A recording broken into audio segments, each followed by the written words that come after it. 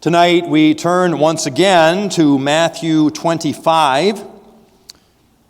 Matthew 25. Tonight we're going to begin our reading at verse 14 and then read through verse 30 of this chapter.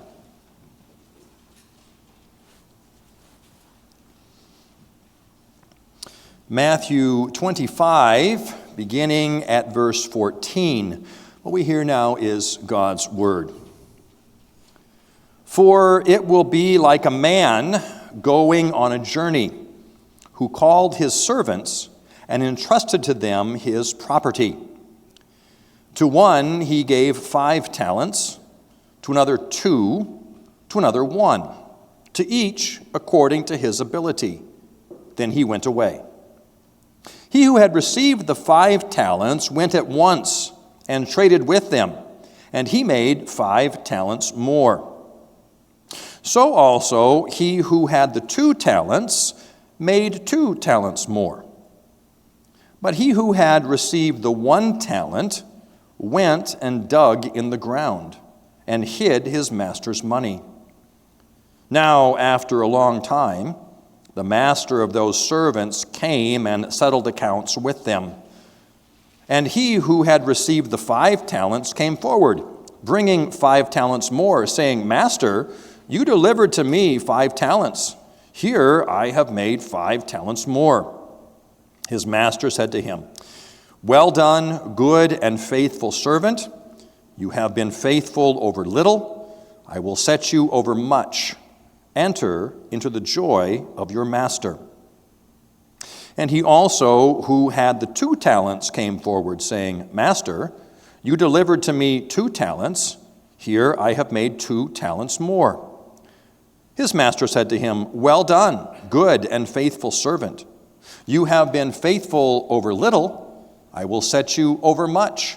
Enter into the joy of your master.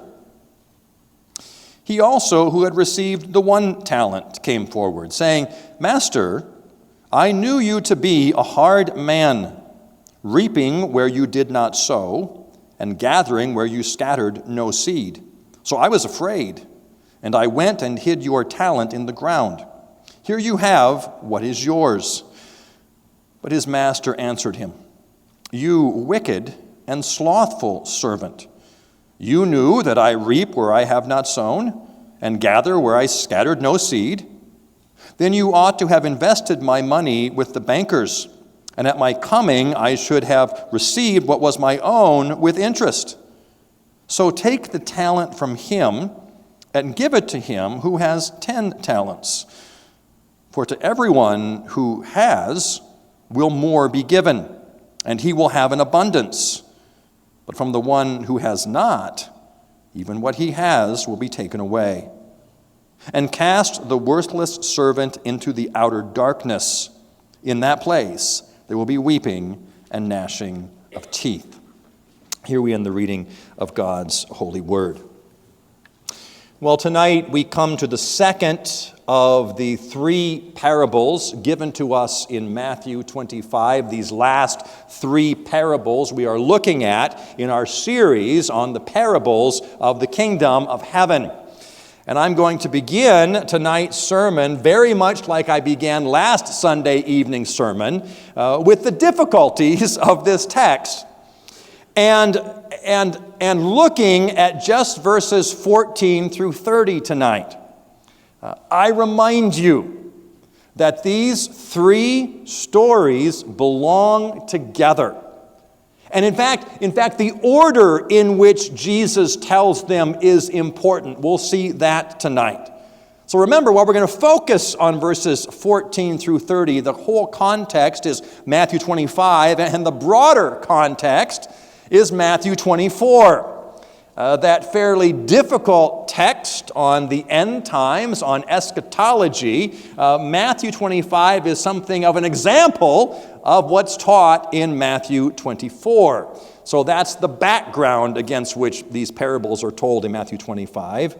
And as I mentioned last week, there is always the danger to try to over-exegete the parable, to try to find meaning in every small detail, rather than seeing that Jesus is making a point. Jesus has a particular teaching he is trying to bring across. And rather for looking for meaning in every little detail, we want to find the point Jesus is teaching in the parable this evening. Last week, the focus was on watching for the kingdom of God. Readiness, preparedness for when Christ will come again and consummate his kingdom. And we saw that there was only one thing necessary. The one thing necessary was by faith to have embraced Jesus Christ as Lord and Savior. That was all that was required. To know Jesus Christ as your Lord, that was your entrance into that final wedding feast, marriage feast banquet. It was about watching and about entrance into that final kingdom celebration. This week, the focus changes somewhat. Again, we're talking about servants and a master.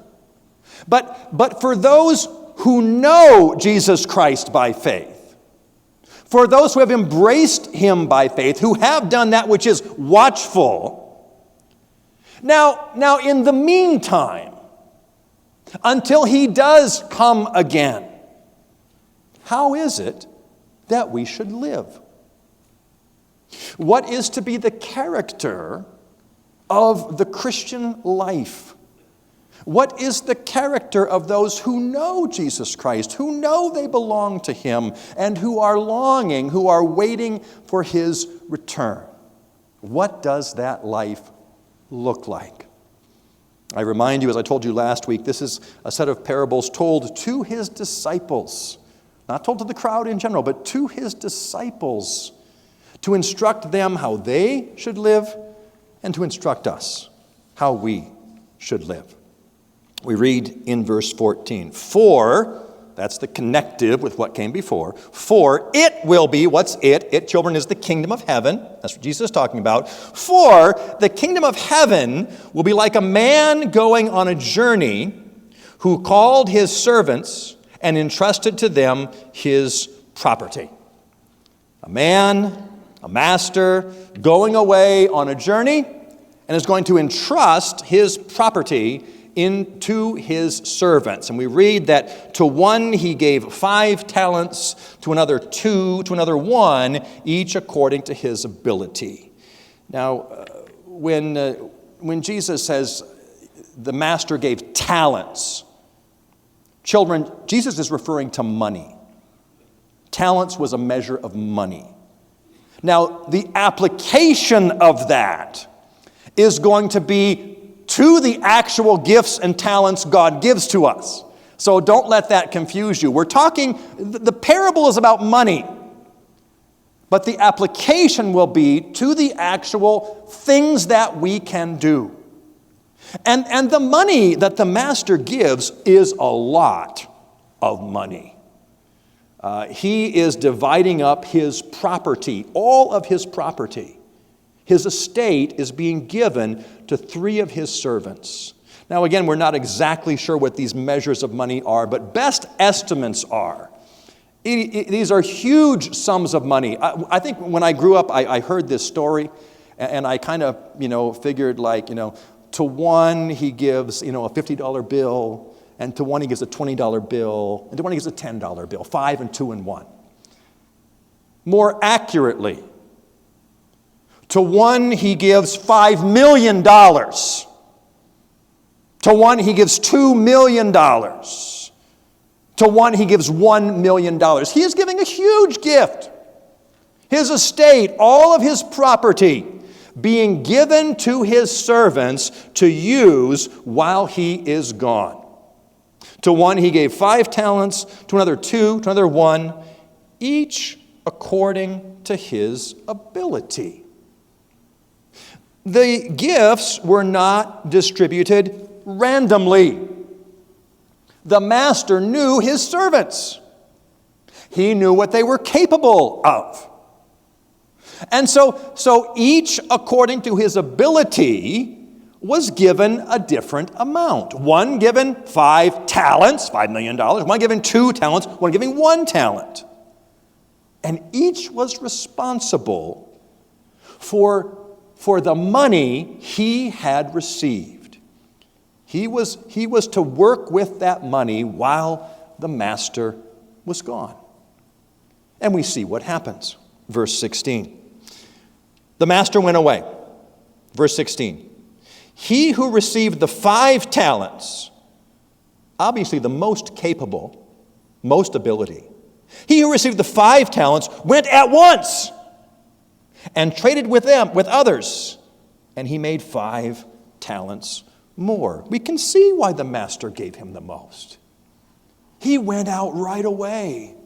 He had received this gift from the master to use, and right away he goes out and begins to exchange and work with the money changers, and he receives 5 talents more. Verse 17. And also, he who had 2 talents made 2 talents more. Now, it doesn't say in verse 17, he went out at once. Perhaps an indication of his ability, not quite as energetic as the one who had 5, but he too went out and made 2 talents more. He took the gift he had received, the money that was given to him, and used it for the sake of the master, and received 2 more talents. And then there was the third man, verse 18. But he who had received the 1 talent went and dug in the ground and hid his master's money. When we read about him digging in the ground, that's mindful for us of that first set of parables we looked at in Matthew 13, the parable of the hidden treasure. The kingdom of heaven is like treasure hidden in a field, which a man found and covered up. Within his joy, he goes and sells all that he has and buys that field. We talked about the practice of burying things in a field. That's what this man does. And again, it is no small amount. He doesn't drop a $1 bill in the ground and bury it. He doesn't drop a $100 bill in the ground and bury it. $1 million! That which could have been used so well. He takes it and he hides it. This is the initial distribution of the gifts from the master to his servants before he went away. We read, verse 19, Now, after a long time, the master of those servants came and settled accounts with them. He was gone, and now he's back. Time to settle up with what he had given to his servants. Verse 20. And he who had received the 5 talents came forward, bringing 5 talents more, saying, Master, you delivered to me 5 talents, and here I have made 5 talents more. And again, it much more obvious when you look at the original language here, but the man is not trying to say how good he was. But the pronouns here and the use of the words here say, Master, you gave this to me. He's highlighting the gift of the master. And as one commentator said, it's almost as if he's surprised himself that he can bring 5 more talents. Master, you did this. You gave me 5, and look what happened. 5 more. He himself is somewhat amazed at the gift and how it was blessed. The same for the man who comes with 2. We're going to see that as well. The master sees what this man with 5 talents did and commends him. Verse 21, his master said to him, Well done, good and faithful servant. The master commends both his work, well done in your work, and commends the man himself, good and faithful servant. He says, you have been faithful over a little. He calls 5 talents a little. You've been faithful over a little.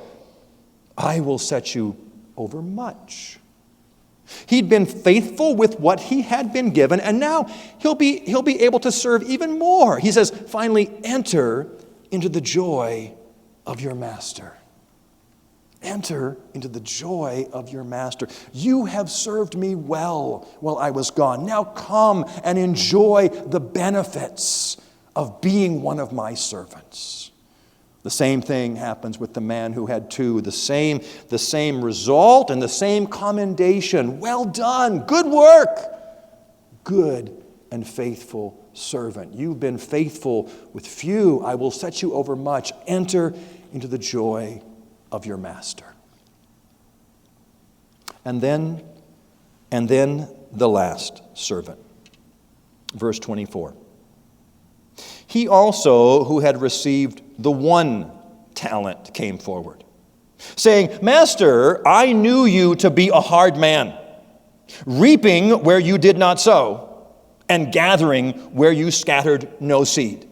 So I was afraid, and I went and hid your talent in the ground. Here you have what is yours. It's time for the accounting. This man has nothing but the original talent to show for it, and begins to make excuses for why he only brings the talent back. Master, I knew you to be a hard man, reaping where you did not sow, gathering where you had scattered no seed. He paints the master out to be miserly, to be out for money, to be greedy. Nothing could be farther from the truth. The master had given his estate to his servants to use. He had trusted them. This man, in his excuse, tries to lie his way out of why things are where they are now. And the master says, look, 26, the master answered, you wicked, slothful servant. He uses his own words to condemn him. You think that I reap where I have not sown and gather where I scattered no seed? If you really think that's the case, then you ought to have invested my $1 million with the bankers. At my coming, I could have at least received what was mine with the interest. The man had done nothing. He had had every opportunity like the other two had, but had done nothing with the talent, with the gift he had received. And as such, we read in verse 28, so take the talent from him and give it to him who has 10 talents. Jesus tells a story about working in his kingdom and the necessity to be engaged in using the talent, the money, the gift God had given his servants. And so he concludes the parable with this, giving us this final result in verse 29. For to everyone who has will be given more, and he will have an abundance. But from the one who has not, even what he has will be taken away. Jesus teaches, if you've been given something and you've used it well, what you have will be blessed. You'll be given even more. They were allowed to share the joy of their master. But he says, to the one who has not, even what he has will be taken away. And cast the worthless servant into the outer darkness. In that place there will be weeping and gnashing of teeth. Jesus alludes to the final judgment, and we will pick that up next time in verses 31 and following. This sets up the last story in Matthew 25. How do we apply a text like this today? Well, as I said, it's very important to recognize this follows on the first parable. Because one could look at this in isolation. Looking just at verses 14 through 30 and come to the conclusion, you know, what's necessary to be in the joy of the master is we have to work hard. Our salvation is ultimately up to us. We have to work. So he will say, well done, good and faithful servant. We are responsible for our own salvation. This parable taken in isolation could lead one to that conclusion. But we know, of course, that is not what Jesus is teaching. That is not what the Scriptures teach. It follows on the first parable, where all that is necessary for entrance into the kingdom is faith in Jesus Christ. That's the point of parable 1. And that's the call of the gospel again tonight. Put your faith in Jesus Christ. The point of tonight's sermon is not work hard so you will be saved. That's not the point. We are saved by Christ alone and by embracing him by faith. No, the point of the sermon tonight, Jesus' point in the parable, is for those who know that truth, that they are saved by grace alone, through faith alone, in Christ alone. For those who know that truth, there's a particular way of life we have to follow. We recognize that the talents, now the abilities God gives to each of his own are gifts from him. We're not inherently resourceful, but any gifts, any abilities, any talents come from God himself. And he knows us. He knows us and what we are capable of. And so he gives us talents to use for his glory. And we notice in the parable, each person was given something. Each was given something. No one can say, I have no talent. I've been given nothing. Nothing provided for me to use. Each one was given something, and they were responsible to use whatever was given to them, whether it was 5, whether it was 2, whether it was 1. They each had a responsibility to use it for the master.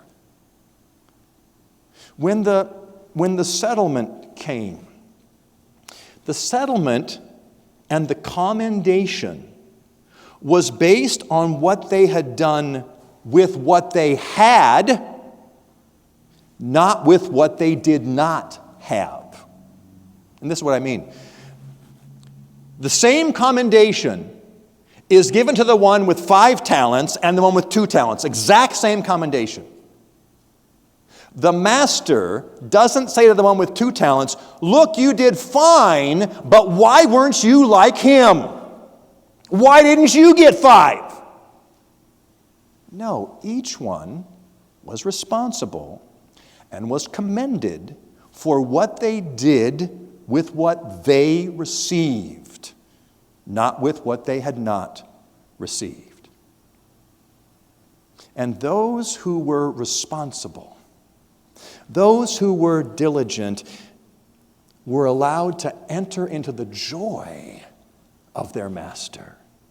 The joy. They had the privilege of serving him on earth. And now they will enter into the fullness of that joy. We who've been given gifts and talents by God are to use those for him now. A joyful service to one another, a joyful service to our God. And when that great master comes again and makes a reckoning, we will be allowed by God's grace to enter into a fuller joy of service, a fuller joy of enjoying our God forever. That's the picture Jesus gives to us. For those who know him, right now, we are to use whatever God has given to us. Whether it's the 5, whether it's the 2, whether it's the 1. Whatever gifts and talents God has provided to be used in his service and for his glory. Again, when the accounting took place, the men didn't say, look what I have done. They said, Master, look what you gave to me. Master, look what you gave to me. And surprisingly, it was blessed abundantly. God has gifted his church differently. We don't all have the same gifts. We don't all have the same talents. We'll not be called to account for giftedness we do not have. We most certainly will be called to account for whatever gifts and talents God has provided. They are gifts from him. to be used for his glory. And of course, the last application of the story of the parable, that no excuses will be accepted. The man loses even that which he had and is cast into outer darkness forever. Working in the kingdom. Are we right now using whatever gifts, whatever talents, whatever abilities God has given us for his service? Oh, not to earn our place in the kingdom. That's last week. But knowing our place in the kingdom. Knowing that we do know the King, the Master, the Lord. Are we now recognizing the gifts and talents as a gift from God to be used in his service? To lovingly expend ourselves. Go out immediately like the man with 5 and do all we can to see God bless what he has given for his honor and for his glory. We will be held accountable, not for what we didn't have, but for what we did have. May God help us now to use whatever abilities, whatever gifts, whatever talents, whatever he has provided for his glory, that we might say to him on that final day, Master, you gave these things to me, and with joy be welcomed to a greater service and a greater joy in the Master's kingdom. Let's join together in prayer.